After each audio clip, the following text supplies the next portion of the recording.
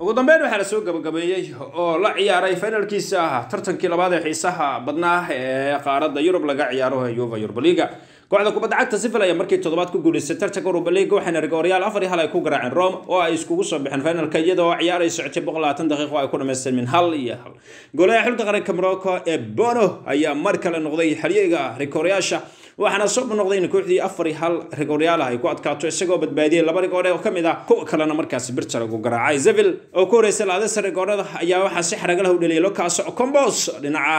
aqaldanna u diray goolhaye Rai Patricio hayeshe waxa uu jawaabay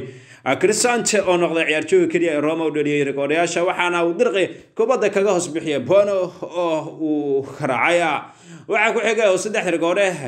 kale u dhacay Sevilla saddex ciyaartooy ah Eric Lamela Rakitic iyo Martinelli halka Roma ay laba rikoore ka saariyeen Mancini oo in nasiib daro ku dhacday horena waxa ciyaartooyga iska dhaliyay goolka ay Sevilla ciyaarta ku barbareysay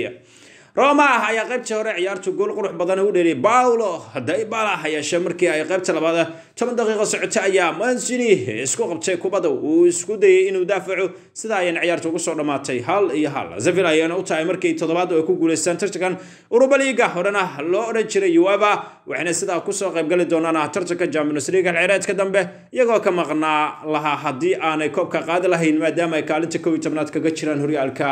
dalkaasi Spain ee La Liga